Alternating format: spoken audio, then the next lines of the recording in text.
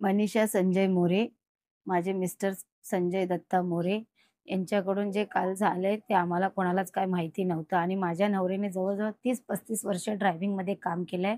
जुन्या कंपनीमध्ये चांगल्या फोर व्हीलरवरती चांगल्या कंपनीत काम केलंय आणि ह्या बी-एस-टीमध्ये पण बी-एस-टीचा बॅच पण माझ्या मिस्टरांचा खूप जुना आहे सर आणि बी-एस-टीमध्ये पण जवळ छोट्या बस माझ्या मिस्टरांनी 3 वर्ष चालवल्यात आणि ह्या मोठ्या बसच्या ट्रेनिंग घेतल्या ना, तेव्हा त्यांना पहिल्या ट्रेनिंग वगैरे दिलेल्या आहेत सर सगळ्या.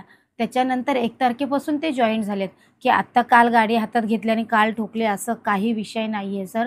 उगाच त्यांच्या नावाची हे करू नका. कारण माझ्या नवऱ्यावरती माझा पूर्ण विश्वास आहे, की माझा नवरा कोणतीच अशी गाडी-बिडी ठोकू शकत नाही आणि कोणाचं हे नाही करू शकत, नुकसानी नाही करू शकत. पण ज्यांचं पण झालंय त्यांच्याशी मी माफी मागते, की असं नव्हतं व्हायला. पण त्याच्यामध्ये कोण मुद्दाम नाही करू शकत सर. झालं त्याला बिचाऱ्यांना झाली नाही कंट्रोल गाडीमध्ये काहीतरी फॉल्ट असल्याशिवाय त्याशिवाय ते बोलतायत, "मी गाडी ट्राय करत होतो." आता टीव्हीला तर दाखवतातच आहे. पण त्यांना जर गाडी जर व्यवस्थित चढायच्या आधी पूर्ण माझे मिस्टर गाडी चेक-बिक करून चढतात सर. सगळ्या त्यांच्या वहीमध्ये तिथं लिहिलेलं असतं, काय प्रॉब्लेम असेल, फोटो काढलेला असतो, की बाबा काय गाडीमध्ये फुटलंय, तुटलंय सगळं काय ते पहिला फोटो काढून घेतात.